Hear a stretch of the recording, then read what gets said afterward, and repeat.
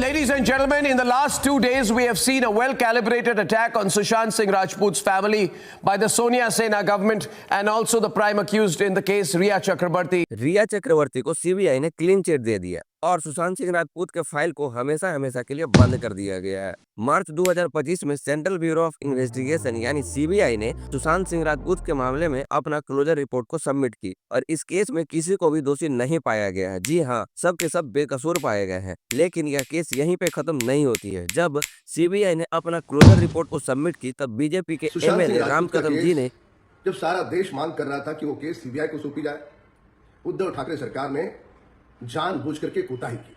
महाराष्ट्र के ex CM Uddhav Thackeray और उनके सरकार पर एलिगेशन लगाए कि उन्होंने इस केस की एविडेंस को डिस्ट्रॉय किया है। तो राम कदम जी ने साथ में यह भी मांग किया है कि स्पेशल इन्वेस्टिगेशन टीम से इस केस का दोबारा जांच करवाया जाए। जहां यह बात रिया के लिए रिलीफ वाली है, बट अभी भी कुछ लोगों के ऊपर शक बना हुआ है। आदित्य ठाकरे का नाम कई रिपोर्ट में सामने आया है, जो कि फॉर्मर महाराष्ट्र के सीएम उद्धव ठाकरे के बेटे हैं। आपको याद होगा 8 जून 2020 को सुशांत सिंह राजपूत के मैनेजर दिशा सालियान का भी मौत हुआ था। अब यह कोइंसिडेंस कैसे हो सकता है? दो लोग आपस में कनेक्टेड है, उनका मौत सेम तरीके से हो रही है।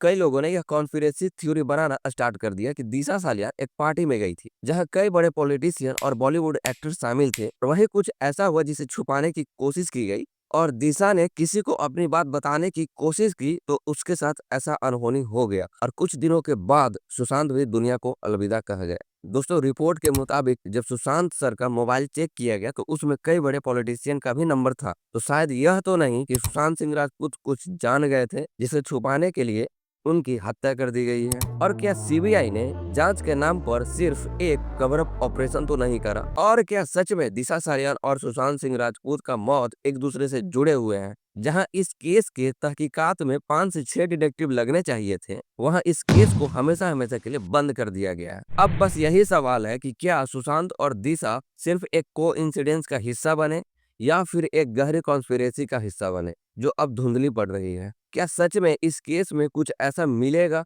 जिसे हम दिल पर हाथ रखकर बोल पाएंगे कि हाँ, ये सच